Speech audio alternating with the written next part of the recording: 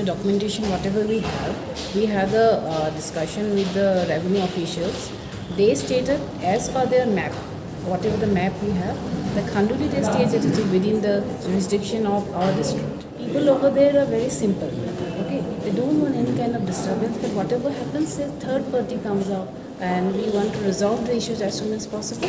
As because we have the resident committee from here also and from Assam also, they will meet soon, and with the highest authorities approval, it will be solved very soon.